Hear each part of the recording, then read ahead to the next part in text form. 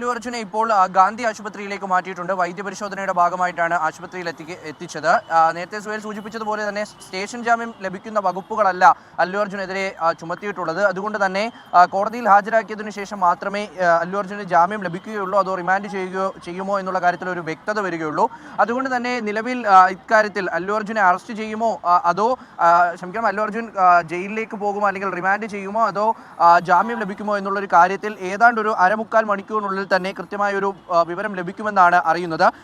അല്ലു അർജുൻ നേരത്തെ തെലങ്കാന ഹൈക്കോടതിയെ സമീപിച്ചിരുന്നു.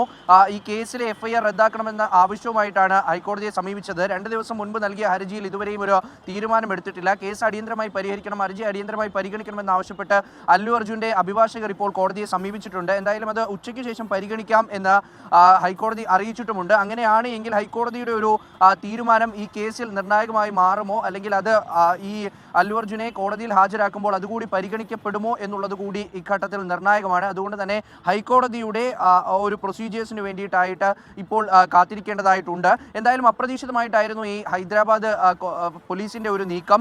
അല്ലു അർജുനെതിരെ കേസ് രജിസ്റ്റർ ചെയ്തിട്ടുണ്ടെങ്കിലും അദ്ദേഹത്തിനെ അറസ്റ്റ് ചെയ്യുമെന്നോ അല്ലെങ്കിൽ പോലീസ് സ്റ്റേഷനിലേക്ക് കൊണ്ടുപോകുമോ എന്നൊന്നും പ്രതീക്ഷിച്ചതല്ല. പക്ഷേ അവിടെയാണ് ഒരു ടാസ്ക് ഫോഴ്സ് സംഘം അല്ലു അർജുന്റെ വീട്ടിലേക്ക് എത്തുന്നു, ശേഷം അദ്ദേഹത്തിനെ അറസ്റ്റ് ചെയ്യുന്നു.